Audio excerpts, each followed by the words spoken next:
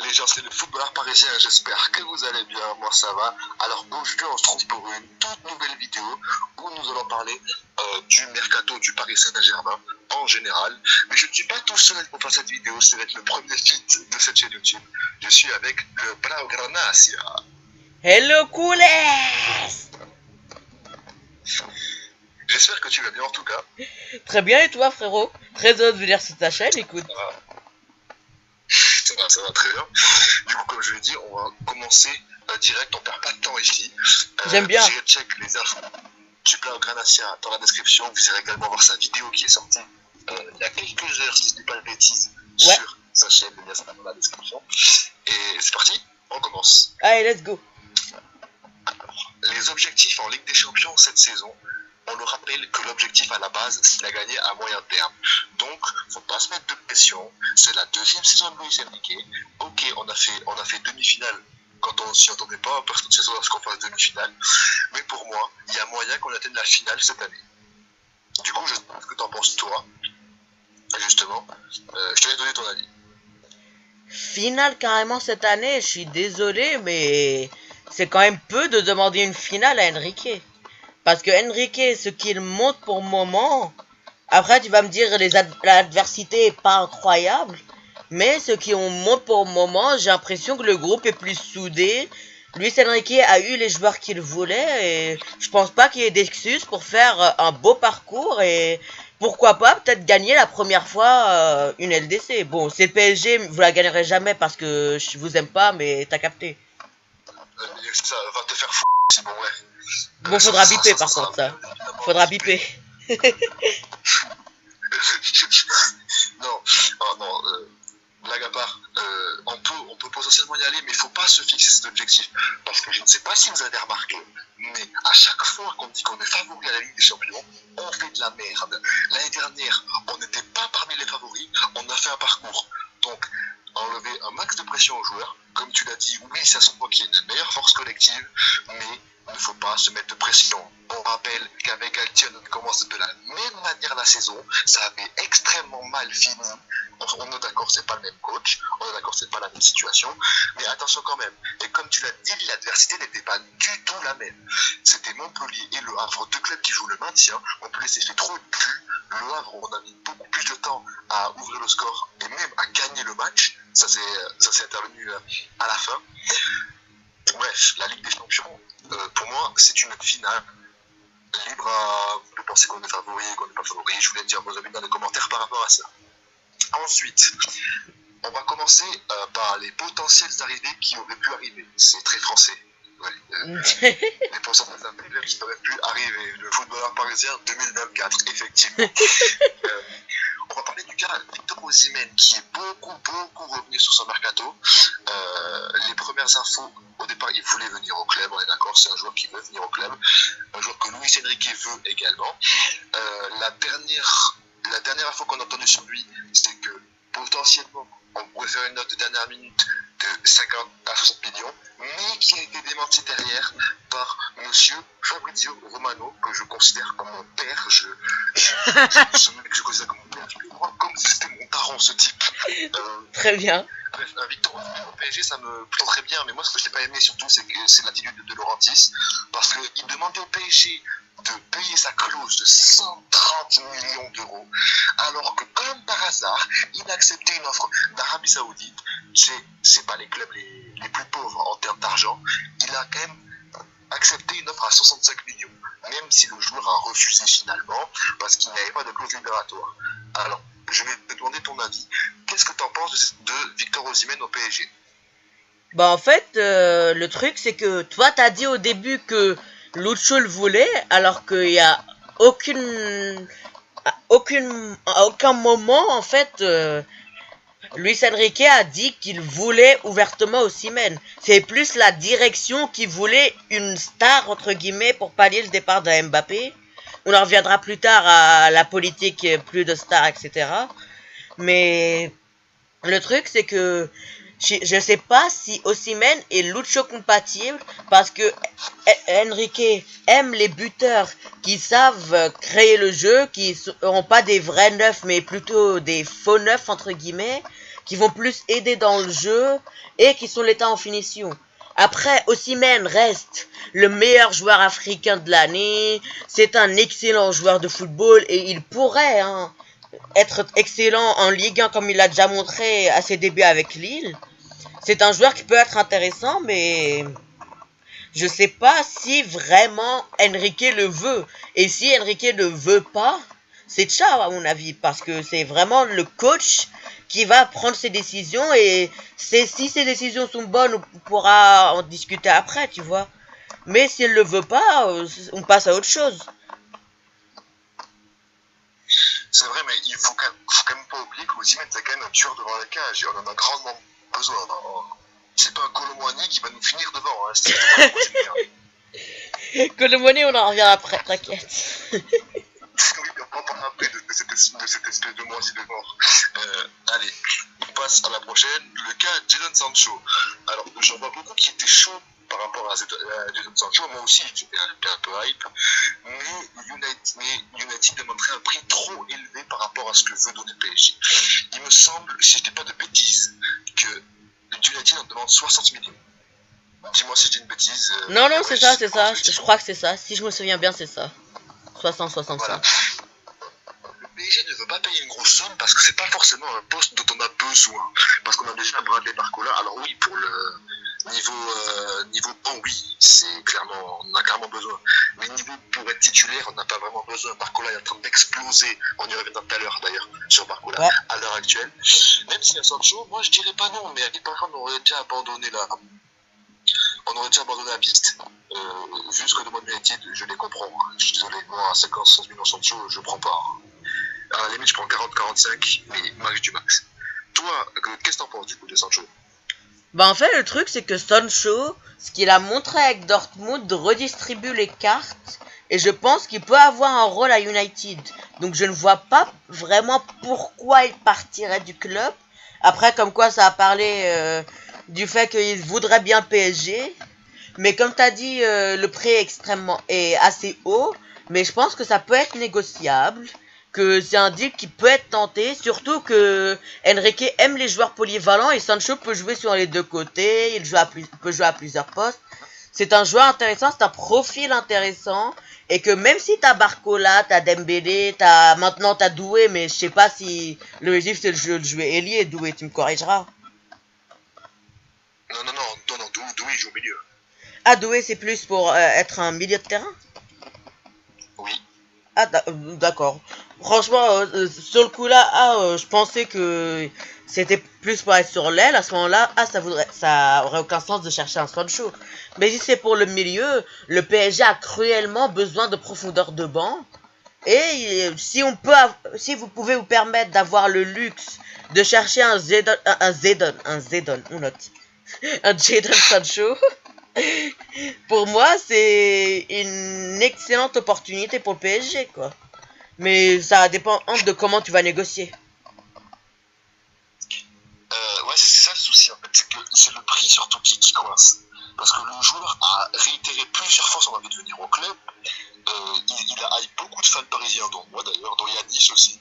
Et oui, c'est vrai qu'il a la polyvalence aussi, il peut jouer sur les deux côtés. Sachant qu'on a cruellement besoin de renfort parce qu'on l'a vu la saison dernière, la profondeur de banc. Voilà, si tu fais rentrer, je sais pas, peut-être le jeune Mbaye, il y a moyen le jeune Mbaye, mais il faut quand même qu'il prenne de l'expérience, même si il a l'air très très bon, il a l'air d'avoir un bon potentiel. Bref, Sancho au PSG, je prendrais, mais si United baisse le prix. On va passer maintenant à Désiré Doué, qui est arrivé récemment au club pour la modique somme. Et c'est pas rien, de 60 millions d'euros. Bon, pour l'avoir suivi sur les Jeux Olympiques, honnêtement, c'est un mec qui percute, c'est un mec qui voit, qui sait faire des espaces, je sais pas comment le décrire. Aide-moi. C'est un joueur qui percute, c'est un joueur qui crée, c'est un joueur explosif sur le côté, c'est un profil qui est très intéressant, il crée du jeu, ses passes sont très intéressantes, son jeu au pied, on dirait je parle d'un gardien, mais son jeu au pied est très bon. C'est un joueur qui est très intéressant pour profil Luis Enrique. C'est un joueur qui n'a pas peur d'aller vers l'avant, qui ne retourne presque jamais en arrière. C'est un profil très intéressant pour le club et c'est une très bonne recrue. Même si le prix est à désirer, quoi. J'ai même pas fait exprès de faire ce jeu de mots, je suis désolé. Oh, je vais péter un plomb. J'ai même pas fait exprès, je te jure. Désiré Doué va être l'une des grosses cartes de cette saison, je pense. Ouais, Ensuite, ça va être très intéressant, je on trouve. va passer à la rumeur Ryan Cherki. Moi, personnellement, Ryan Cherki, je ne prends pas. Pourquoi? Parce que Ryan Cherki, c'est un mec très irrégulier. Mais par contre, quand il est très bon, quand il fait des bons matchs, il percute, il arrive à éliminer facilement des joueurs, il arrive à trouver des passes dans les lignes. Bref, Cherki au PSG, moi, je suis mitigé, on va dire. Je sais pas ce que t'en penses, toi, moi, je suis très très mitigé. Après, quand même, je tiens à dire que tu viens de dire Cherki, quand il est bon, il percute. Bah, qu'est-ce qu'il doit faire en tant qu'ailier? Quand il est bon, il est bon. Quand il fait un mauvais match, il fait un mauvais match. donc voilà. Donc quand même, je note à quel point tu sais parler de Ryan Cherki, mais ouais, je suis complètement de ton avis.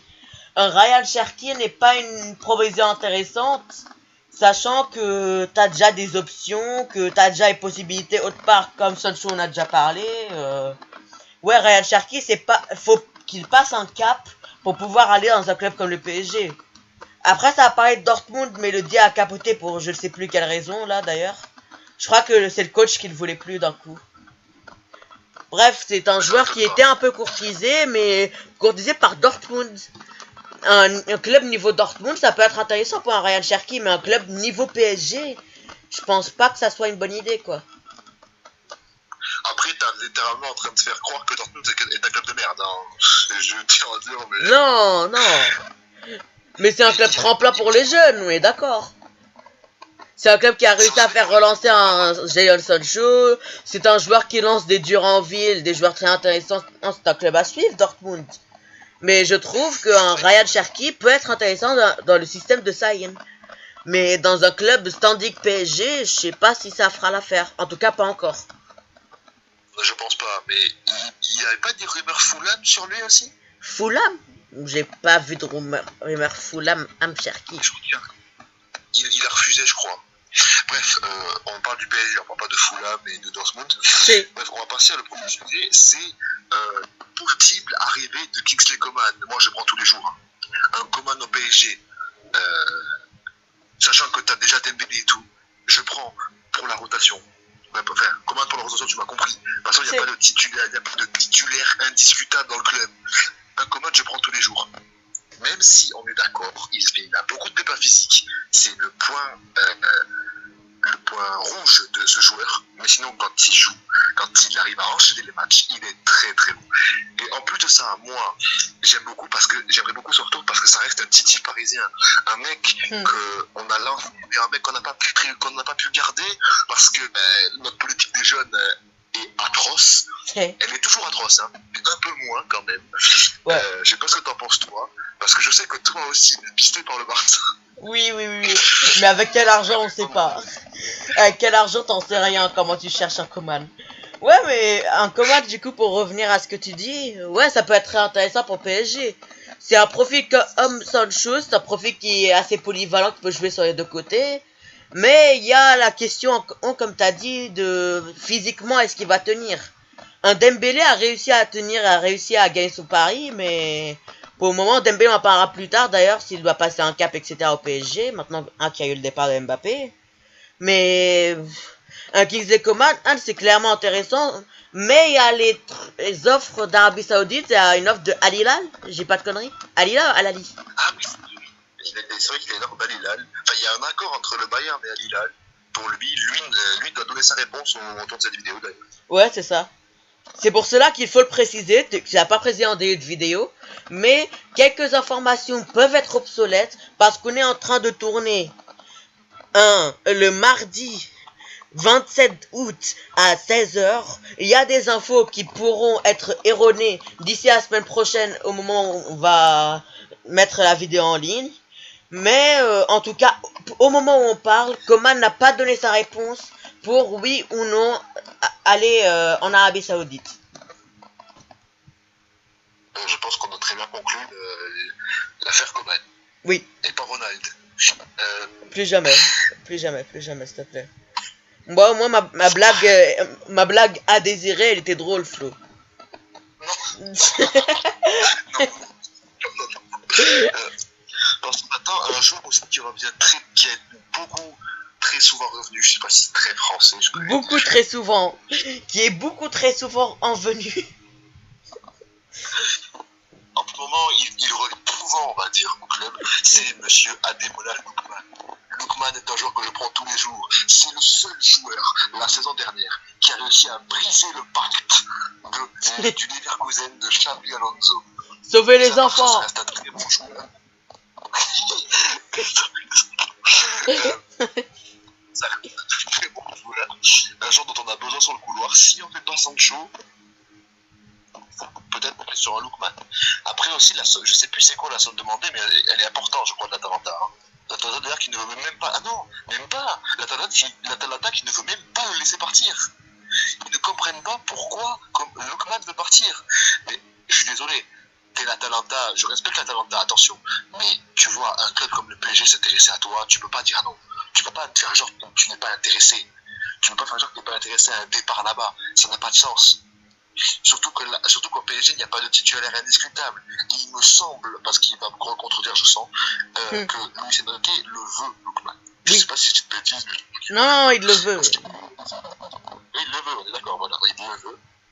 Parce que c'est un joueur qui percute, c'est un joueur qui percute, c'est un attaquant, c'est un ailier, et on en a besoin. Parce que bon, on rappelle que je vais revenir souvent sur ce sujet, mais la profondeur de banc, ça va être très très important cette saison. Ouais, avec l'enchaînement de matchs, avec la Coupe du Monde des clubs en 2026. 2026 ou 2025 d'ailleurs 25. Ok. Du coup, ouais, j'ai rien à ajouter sur ce que t'as dit sur Lookman, à part le fait que un truc m'intrigue dans ce que t'as dit, c'est que si on fait pas Sancho, on fait Lookman. Moi, je pense qu'il faut faire les deux. Parce que Lookman peut jouer buteur. Je sais pas si c'est ça le plan de Luis Enrique, mais en tout cas, Lookman est un joueur polyvalent, il peut jouer buteur. Et vous pouvez, avec une petite somme, faire craquer, je pense, l'Atalanta. Surtout si le joueur fait un forcing pour venir et tout. Vous pouvez tenter le coup, mais à voir le dossier Lookman. C'est un dossier très intéressant. C'est vrai que j'avais oublié qu'il pouvait jouer neuf. C'est vrai que comparé aux Osimhen qui vaut 130 millions d'euros, hein, n'est-ce pas, de Laurentis, autant prendre un Lookman. Autant prendre un Lookman. Même si honnêtement, on va pas se mentir, hein, les deux sont au point mort actuellement. Les deux dossiers sont au point mort. On n'a plus de nouvelles ni de Sancho ni de Lookman. Oui. Sancho, on va abandonner la piste, logiquement. Et Lookman, on sait pas. On sait pas ce qui se passe, on sait pas. Peut-être que ça va s'accélérer dans les prochaines heures. Parce qu'au moment où on parle, ça ne bouge plus. Passons maintenant. Ah oui, d'accord. Bon. Celui-là, on en a attendu parler très très brièvement. Hein. Franchement, je n'ai vu une seule info sur lui. Hein. Ouais, mais m'en fous. C'est Gertruda, moi j'aurais été ultra hypé s'il aurait venu parce que c'est un mec qui est dur sur l'homme, un mec qui n'a pas peur d'aller dans le contact, comme un certain mercenaire dont on va parler plus tard dans cette vidéo. Hein. Oui. Encore oui. On n'en a pas assez entendu parler, je trouve que c'est vraiment dommage de pas s'être intéressé vraiment plus profondément à lui. Ouais, Gertrude, c'est un profil intéressant. Et, encore une fois, c'est un joueur polyvalent. C'est un joueur que Lucho voulait, je crois, mais je sais pas, ça a peut-être dû bloquer avec le joueur. Peut-être que le joueur voulait pas venir, je sais pas. Je crois que le joueur voulait venir, mais le PSG ne sait peut-être pas. En fait, il y a eu une seule rumeur, c'était même pas vrai la rumeur, on en parle, c'était même pas vrai. Hein. Ouais, peut-être, mais maintenant que la rumeur a existé, on sait que le joueur existe, que le joueur pourrait peut-être être intéressé, qui sait. Je pense que ça aurait pu être une bonne option, même s'il n'y a pas eu de rumeur à ce sujet-là. Vous avez besoin d'un latéral droit, ça on en reviendra. Il peut jouer au centre aussi, comme t'as dit, c'est un joueur dur sur dent, c'est un joueur très intéressant pour le PSG, et ça a été un très beau profit pour le club. Passons du coup au prochain sujet, c'est le cas Lenny Yoro. Alors lui, non mais lui, Sa grosse tête là. va m'expliquer. Non mais lui, va m'expliquer son choix. Ok, bon. Yoro, c'est un jeune défenseur. Je peux un peu dire qui est Yoro. Je suis pas débile, c'est un énorme crack, 17 ans, voilà, bref. On s'intéressait à lui depuis janvier, il me semble, si je dis pas de bêtises. Ouais. Depuis le mercato hivernal, on s'intéresse à lui. On a fait une offre, Lille avait accepté, mais le Real, à la base, il voulait le Real. Et quand le Real a vu la demande de Lille par rapport à Yoro, il s'est sans doute refroidi. Et qu'est-ce qu'il a fait, Yoro, après avoir vu que le Real s'était désisté? Il a fait quoi? Il est revenu nous voir. Ben ouais, parce que nous, on est ses chiennes, on est ses putes, à ce qui paraît. Ben nous, on la recale. On l'a clairement recale. Et on a bien fait, même si ça reste un très très bon joueur. Bon, faudra censurer par contre les insultes. Sinon, la vidéo va pas pouvoir se mettre en ligne, il va y avoir un problème. Mais ouais, pour te corriger juste sur un petit truc, c'est pas que le Real a plus voulu Yoro.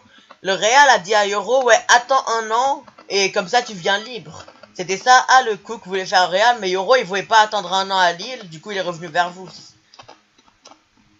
Oui, donc en gros, c'est quoi. On essaie bip, s'il te plaît. Il y aura beaucoup de bic après. Il y aura beaucoup de bic quand même. On note, il y aura beaucoup de bic.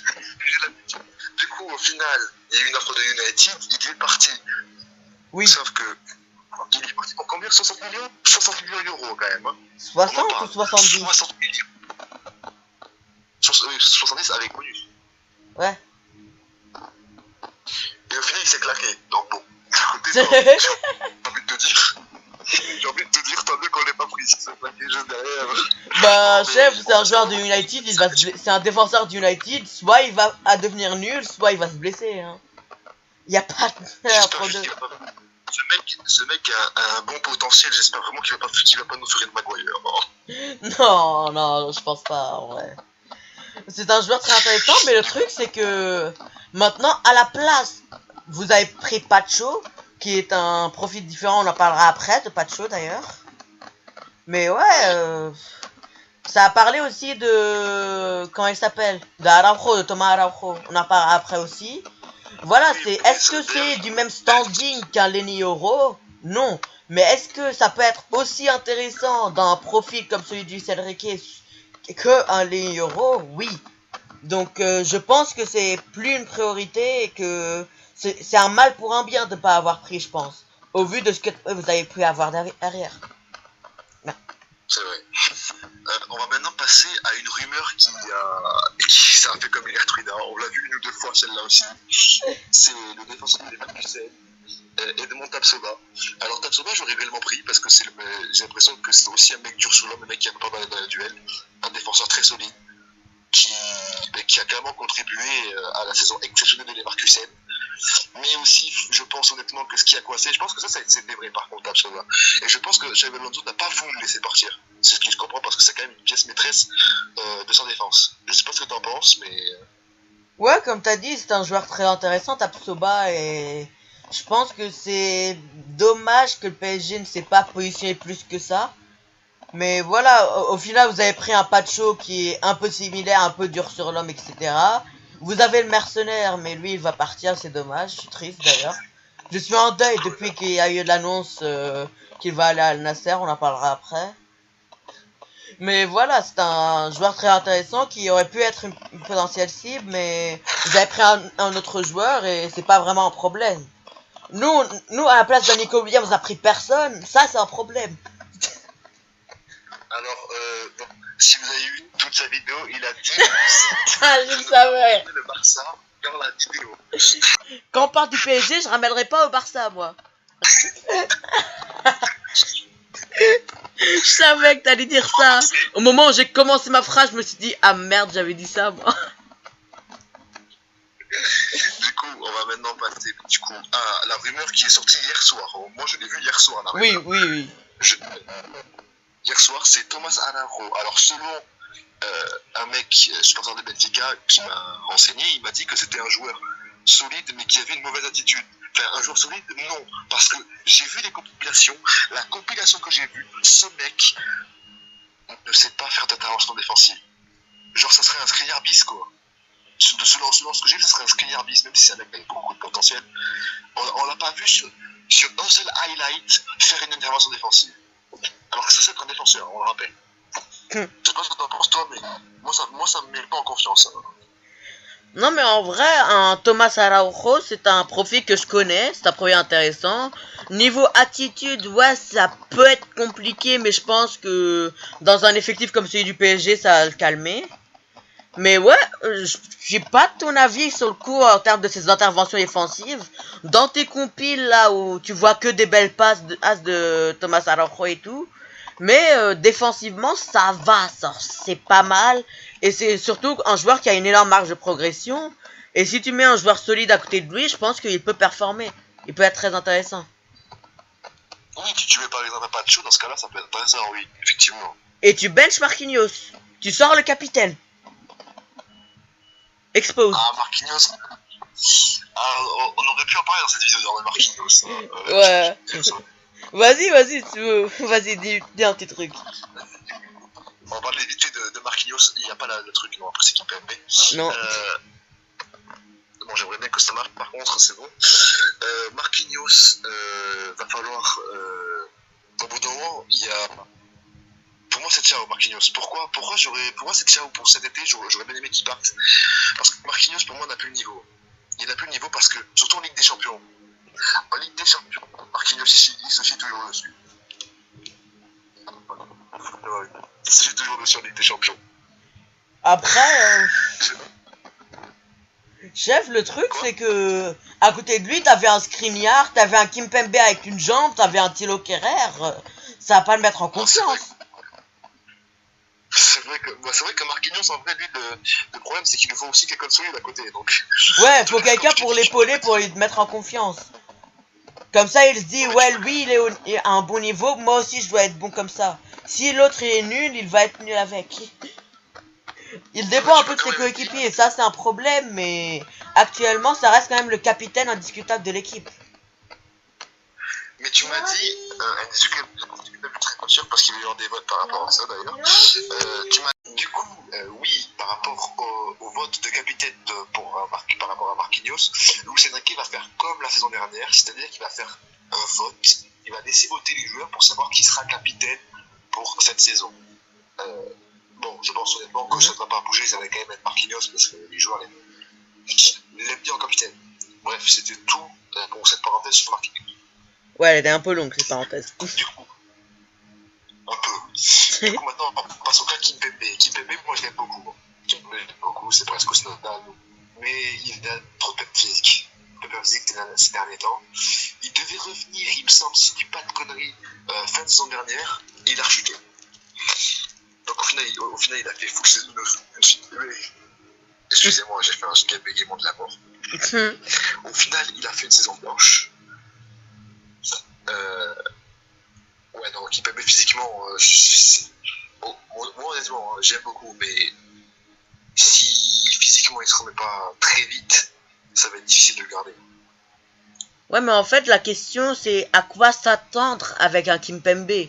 Kimpembe de retour, t'as des attentes avec lui cette saison? Tu t'attends à quoi, Kimpembe? Entrer dans la rota, retrouver son niveau dès cette saison, je sais pas, à quel point tu pourras être patient avec Kimpembe. Disons qu'il se pète pas. Bah, déjà qu'il donne tout pour retrouver sa place, ce serait déjà bien. Et bah, qu'il retrouve petit à petit son niveau, parce qu'on va pas se mentir, il a pas joué pendant un an. C'est pas tout de suite qu'il va retrouver son niveau. Donc, ouais, qu'il joue petit à petit. Tout ce que j'entends de lui, c'est qu'il remonte petit à petit de la pente. Et quand il aura retrouvé son meilleur niveau, là, il aura une place de titulaire, je pense. Ouais, en fait, il est pas si vieux que ça, mais il est pas si jeune que ça, tu vois. Je pense qu'il a le potentiel de revenir. Et j'espère qu'il va revenir pour vous, parce que ça va être un atout important dans la rotation au début, et pourquoi pas être titulaire s'il retrouve vraiment son niveau. J'ai hâte de voir ça, franchement. Du coup, on va commencer à parler. Ah, là, ça me fait plaisir. On va parler de Dembélé, de Barcola. Les rôles qu'il va avoir à jouer cette saison. Et Dembélé, Dembélé m'a surpris. On va pas se mentir, je pense qu'il a surpris beaucoup de fans aussi, en marquant dès la première journée de Liga. Bon, c'était une tête à bout portant, heureusement qu'il l'a mis, j'ai envie de vous dire. Mais c'est quand même un but. Moi, ce que j'attends des deux, Barcola, j'attends beaucoup de lui. Mais je pense honnêtement, j'ai totale confiance en lui. Déjà, dès les premiers matchs de cette saison, il nous a déjà bluffé contre Montpellier, c'était un festival. Barcola peut encore monter en puissance, même s'il est déjà très très fort. J'ai très très confiance en Barcola. Dembélé, j'aimerais qu'il améliore un peu sa finition. Parce qu'on n'a pas de pur neuf, comme par exemple Mbappé. Mbappé, il finissait les actions, par exemple. C'était notre renard. Et du coup, maintenant qu'il n'y a plus, il va falloir que collectivement, tout le monde donne son maximum. On l'a vu contre Montpellier, ça a été très bien. Maintenant, il va falloir réitérer cette performance sur tous les matchs, qui va être le plus compliqué. Et toi, sinon, t'en penses quoi? Ouais, faut toujours rappeler son ex, hein. Faut toujours redire Mbappé, hein. Je vais pas te faire je demande ton avis, je te demande pas de parler d'Mbappé, là. Ouais, déjà, ça va te faire bip au montage. Et du coup, pour revenir à ce que t'as dit, ouais, les deux ont maintenant un cap à passer, entre guillemets, avec le départ de Mbappé. Les deux doivent, voilà, être plus décisifs. On en reparlera après, d'ailleurs, de comment remplacer Mbappé. Mais ouais, c'est un projet intéressant et surtout, je t'aide pour la transition au prochain sujet. C'est des plus petites stars qu'un Mbappé, mais c'est quand même plus la force du collectif qui va aider le PSG. Effectivement, oui, c'est la force collective, on l'a vu contre Montpellier. Oui. Du coup, on passe maintenant à João Neves. Oh bordel. Oh lui, qu'est-ce qu'il est fort. Oh, qu'est-ce qu'il est fort. Je sais pas si t'as vu, hein. Si, oui. Il passé sa passe décisive pour Asensio contre Montpellier. Oui. Pépite. Oui. Ce mec a un énorme potentiel. Oui. En plus de ça, il va être lié au milieu de terrain. Il va y avoir João Neves, Vitinha, Doué, putain de mec. Le milieu de terrain de fou. Ah, ça sort par Emery. Le mec, t'as compris, c'est pas des titulaires indiscutables. Tu me fais chier.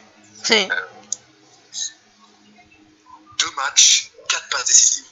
Ça prouve la puissance de ce type et le potentiel de ce mec. Je sais pas comment il te trouve. Je suis toujours resté coincé sur la passe qu'il a fait à Asensio. Comment il a fait pour trouver cette passe? Je t'en supplie, on va m'expliquer comment il a fait. Ce mec, c'est un alien. Ce mec, il peut tellement monter en puissance avec nous. Et en plus de ça, il a déjà des repères dans l'équipe, puisqu'il y a déjà des Portugais, il y a déjà Vitinha, il y a déjà Dani Lopera, potentiellement Thomas Alaro, qui peuvent déjà l'aider pour s'adapter et tout au PSG. Et il ne faut pas oublier que Di Maria a beaucoup joué sur ce transfert, merci André Lantin, qui lui a conseillé de venir chez nous, il est venu. Et il a déjà tout explosé dès le premier match, dès les premières minutes. Toi, je ne sais pas ce que tu en penses, João Neves au PSG, je vais te laisser donner ton avis. Mais pour moi, il peut vraiment faire quelque chose avec ce gars.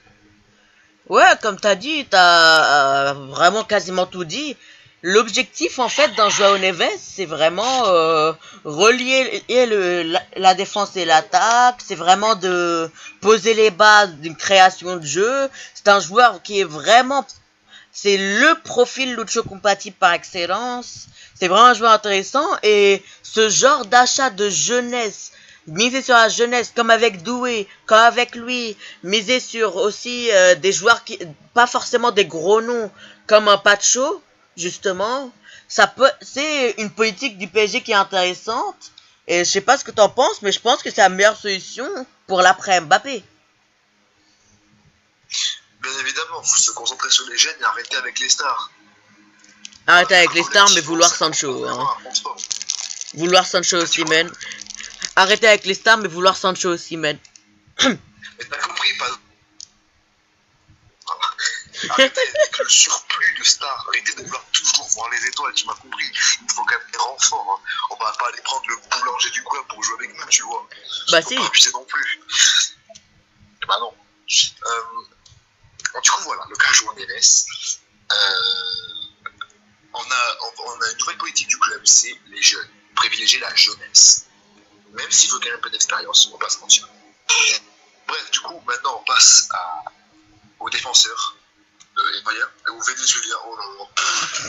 Excusez-moi, je suis complètement. J'ai pas d'excuser. Vénézuélien, raciste. rien, je sais jamais. D'ailleurs, juste, pardon, excusez-moi, j'ai oublié de revenir à un truc par rapport à Joe Neves. Il y a beaucoup de supporters qui disent ouais, son prix c'est très élevé, pour lui c'est très élevé. Non, moi je trouve pas, c'est un prix exact, c'est un prix correct. C'est tout à fait normal que Benfica demande ce prix-là, ça reste quand même un journal de gros potentiel. Et voilà, faut pas dire que c'est un gros prix. Le marché d'aujourd'hui, c'est pas des joueurs à 10 millions, hein. On n'est pas comme avant. Hein. Oriol Romeo. C'était même moins.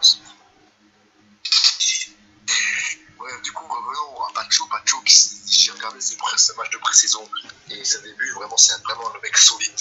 C'est vraiment le mec solide que nous avons tué.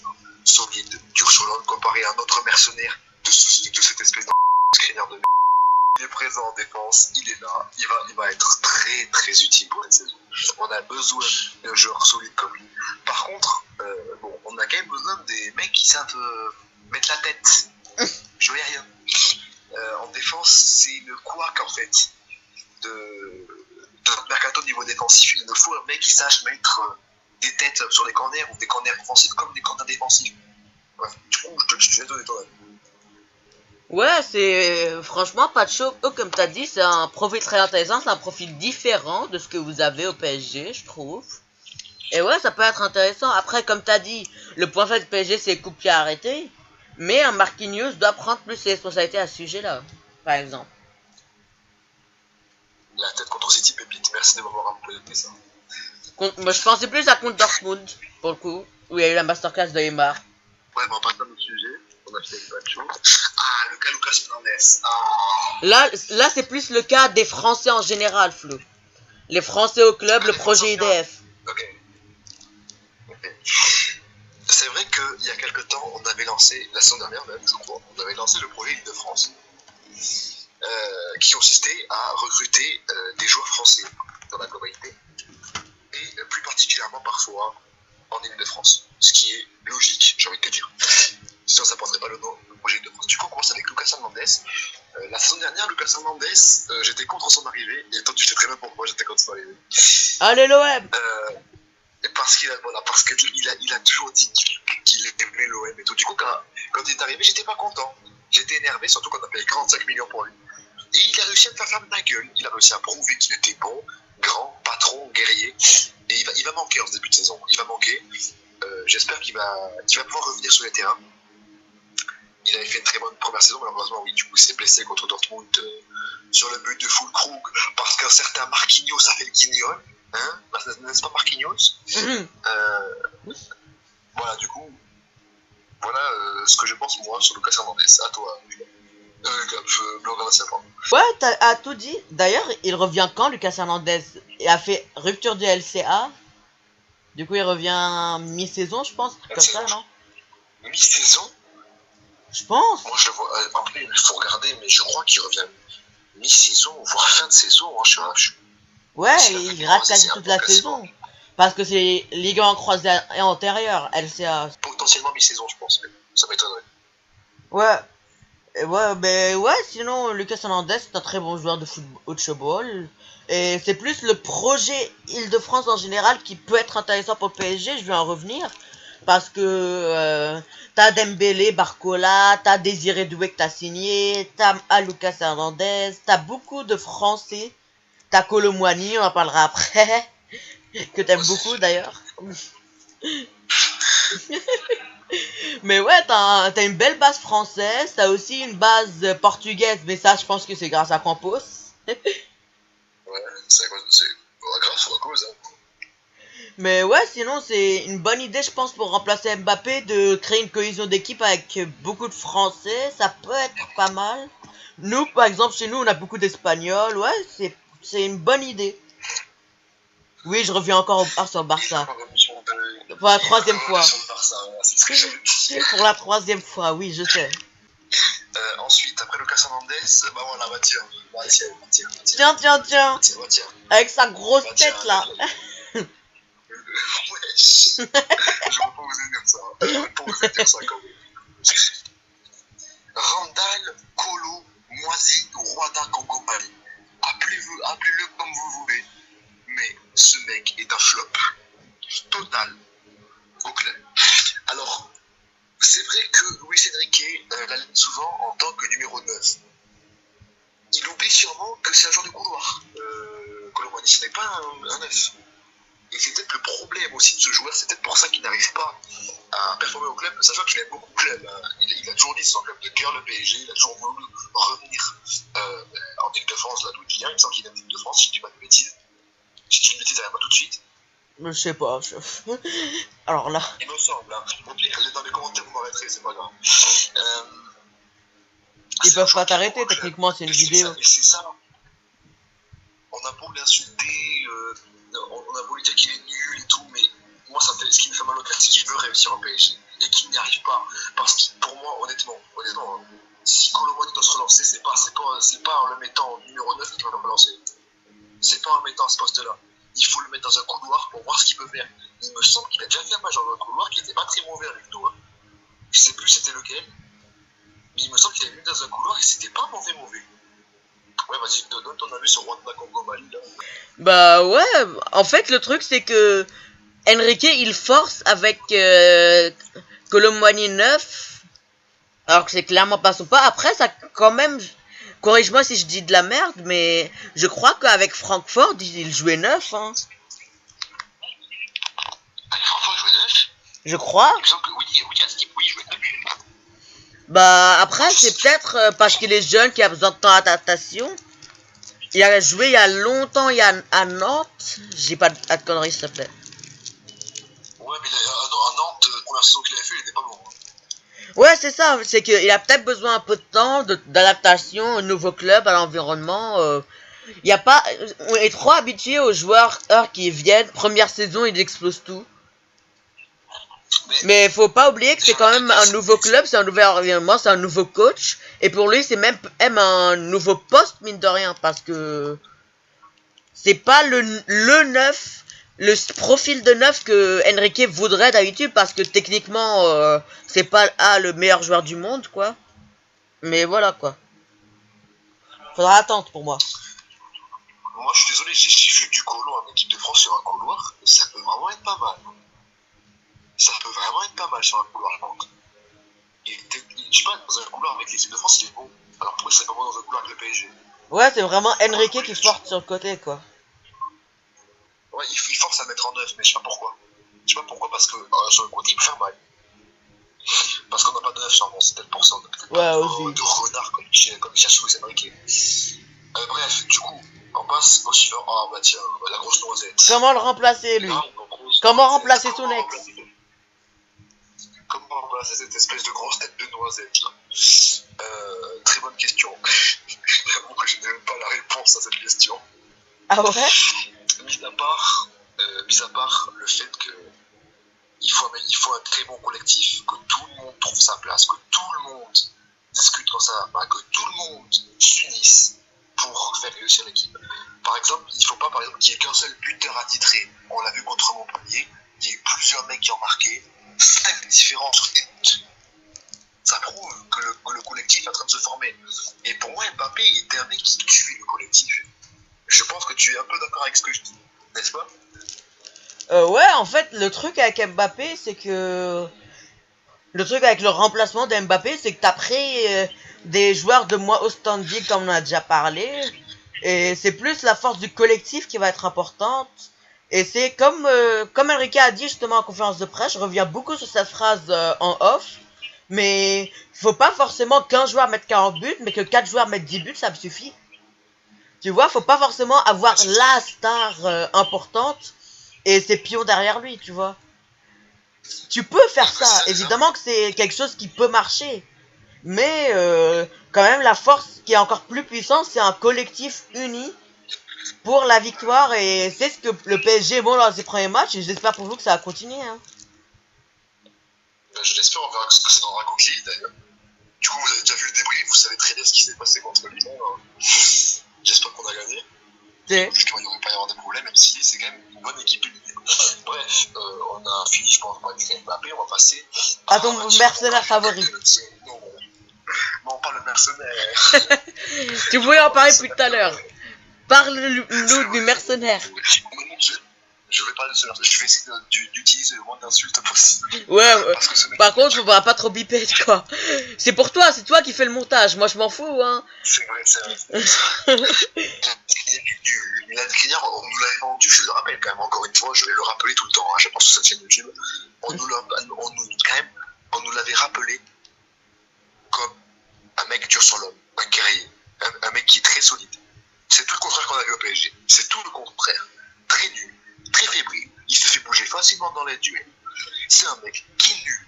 Et je ne comprends pas la saison dernière pourquoi Luis Enrique se tuait, le mec titulaire, il est nul à chier, il pue la merde.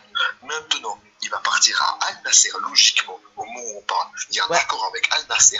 J'espère qu'au moment où sur cette vidéo, tu n'es plus parisien parce que tu nous fais chier. Voilà, à toi maintenant. Très bien. Bah, je sais pas vraiment quoi ajouter. À part, en fait, le truc, c'est que... Regarde à quel point, que ce soit lui ou d'autres, chez vous, le loft, ça marche. Chez vous, vous le mettez... Vous le convoquez pas une seule fois, c'est ciao, il accepte l'Arabie Saoudite. Après, le truc, c'est que je sais pas ce qui s'est passé avec Skriniar. Parce que moi, c'est un joueur que j'aimais beaucoup à Inter. Et je sais pas comment il a vrillé au PSG. Je sais pas, peut-être la France, il a pas aimé Paris. La Tour Eiffel, il a attendu trop longtemps dans la file d'attente, il a eu des nausées depuis. Je sais pas, moi. Non, moi, c'est une très bonne question. Je sais pas, peut-être la pression, mais ça, pour que la pression, il la connaissait avec l'Inter. C'est vrai que ça pose vraiment. Ah non, je sais pourquoi. Je sais pourquoi il a pas réussi à performer. Je vous rappelle qu'en arrivant à Paris, il avait des problèmes de dos. Ah bah oui. Papy Skriniar. Papy Skriniar va tranquillement aller prendre sa pré-retraite en Arabie Saoudite et va arrêter de nous faire chier.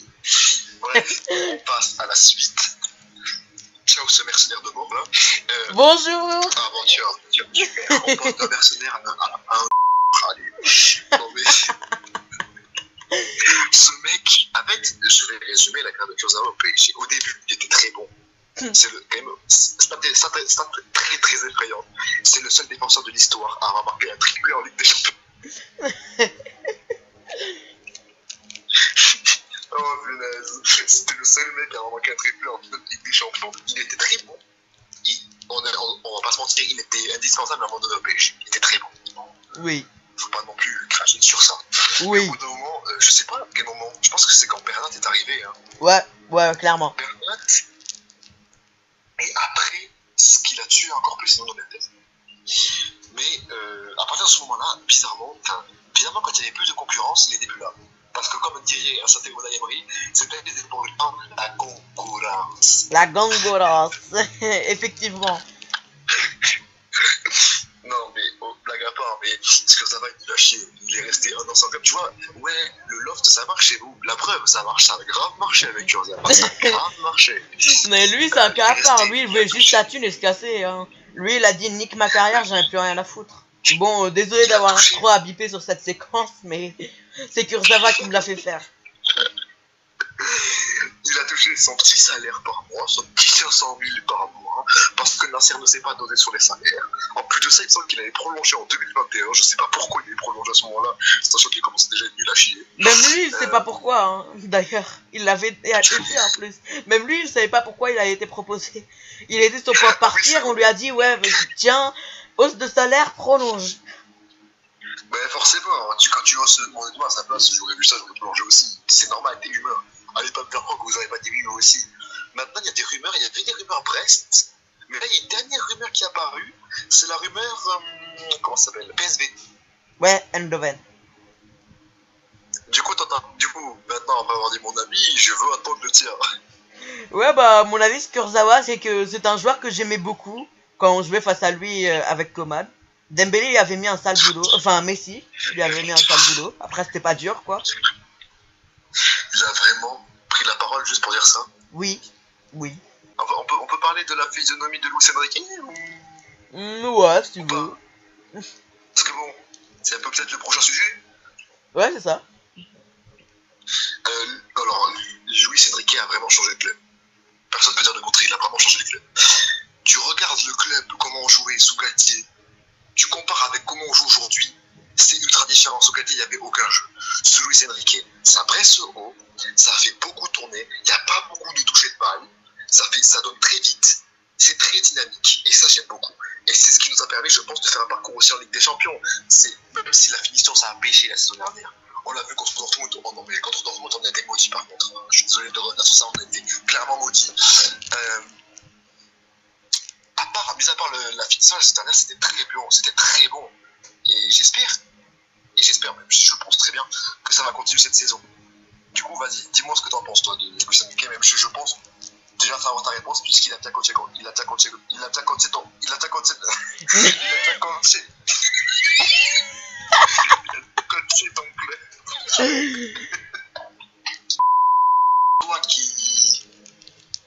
Toi qui as déjà eu Luis Enrique au Barça, Oui. Tu sais très bien de quoi il est capable. Du coup, Oui. Tu en penses quoi du coup? Je pense que je devine ta réponse. Non. Parce qu'en fait... non mais en fait le truc avec Luis Enrique, c'est que bon là t'es dans l'euphorie du 6-0 contre Montpellier, du je sais plus combien contre le Havre. T'es dans l'euphorie de on a gagné 6-0 contre Desplos, comme c'est surprenant. Mais en fait, encore une fois, ce n'est pas ça le sujet que je voulais parler. Je voulais parler de est-ce que le style Luis Enrique et du 4-3-3 peut vraiment fonctionner dans le jeu de nos jours. C'était ça le sujet de base. Et toi, tu me fais parler de Luis Enrique. Qu'est-ce que je vais ajouter à ce que t'as dit? Merde. Luis Enrique, tactiquement, qu'est-ce que ça peut donner dans un 4-3-3?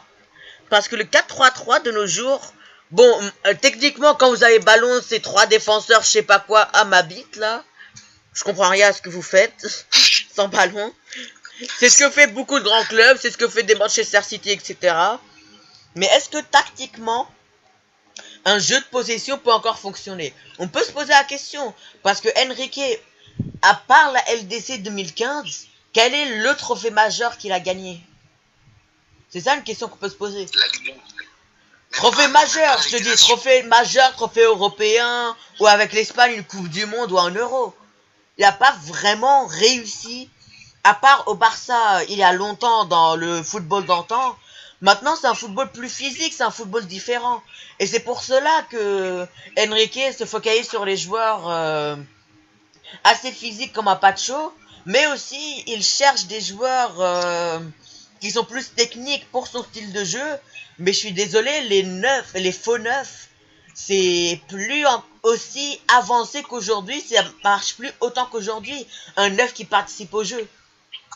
Un neuf de nos jours, c'est plus pour finir, c'est pour tuer. Ce n'est pas un mec qui va venir être vraiment en train d'aider, en train de relier le milieu et l'attaque, en train d'aider les joueurs dans le jeu, etc. C'est plus vraiment cette vision-là du foot qui existe. Et c'est pour ça que je me demande si il continue à rester sur cette idée-là, est-ce que ça peut marcher? C'était ça la question que je me pose. Et je sais pas, je suis un peu mitigé à ce sujet-là. Je sais pas ce que toi t'en penses. On l'a vu la saison dernière. En tout cas, la saison dernière, ça avait bien marché, je trouve. Alors pourquoi ça marchait pas cette saison? Je ne vois pas comment ça ne pourrait pas marcher. Après, tu as raison sur le fait que maintenant le numéro 9, c'est plus pour finir. Et c'est pour ça que Randal Colomani, par exemple, ne peut pas jouer faux numéro 9, parce que c'est pas un mec qui finit. C'est plutôt un mec qui va impacter, un mec qui va trouver la passe, tu vois. La passe décisive comme Ousmane Dembélé au final. Du coup, ça a bien marché, on le voit à l'écart avec Ousmane Dembélé, qui n'a marqué peut-être que 6 buts sur la saison, mais qui a quand même délivré 14 passes décisives. C'est quand même pas mal, même si Ousmane Dembélé, on entend un peu plus de lui niveau finition, mais c'est Ousmane Dembélé. Hein. Bon, les ballons, je pense qu'il y en a beaucoup de supporters qui l'ont reçu dans la gueule. Faut pas se mentir. Les supporters, à part contre le Barça, d'ailleurs, les débuts en Ligue des Champions, c'est contre le Barça. Hein. Effrayant. Aucun commentaire ne sera fait à ce sujet. Ça, voilà, et ça prouve que ça a marché pour Dembélé, mais également pour Barcola. Barcola, c'est le but n'est pas D. Je me demande si ces deux-là faisaient ils vont faire un peu plus d'efforts, c'est sûr et certain. Mais maintenant, oui, voilà, il faut perdurer ça. Il faut que ça recommence. Il faut repartir sur les bases de l'année dernière. en essayant de renforcer nos points, la possibilité de mercato. Mais le problème, c'est que le jeu aérien, c'est chiant en France. On va pas dire que c'est chiant de fou. Je pense qu'on a fait le tour de ce sujet-là. Maintenant, on va passer du mercato du rival. C'est l'une des dernières fois que vous me verrez être objectif sur mon club rival. Ouais. À souligner des grands très bons. L'OM fait un très bon mercato. Maintenant, l'OM, vous le voyez à l'écran avec Brassier, avec Greenwood qui fait un très bon début de saison. Greenwood, on va pas se mentir. Oui. Il a marqué, il me semble, dans les deux derniers matchs. Oui. Contre Brest et contre Reims. Même si contre Brest, ils ont fait match nul, c'est ces espèces de nuls. T'as dit objectif. On va pas se mentir, ils ont pris Greenwood. Et le pire, c'est que sans Coupe d'Europe, je sais pas comment ils font, mais sans Coupe d'Europe, ils arrivent à attirer des joueurs. Il va falloir me dire comment ils font. Mais de toute façon, il y a un truc avec l'OM, c'est qu'on en a l'habitude. Hein. Très gros mercato, ça floppe comme la semaine dernière et après ça chouille. Voilà. Bref, maintenant je vais te laisser toi qui est plus objectif que moi sur l'OM. Donner ton avis. Je n'ai aucun commentaire à faire à ce sujet. Sachez qu'au moins moi j'ai été objectif avec le mercato du rival. Dans la séquence où on parlait du mercato du Real, j'ai été objectif. J'ai bien parlé du club rival. Je ne ferai plus jamais ça de ma vie.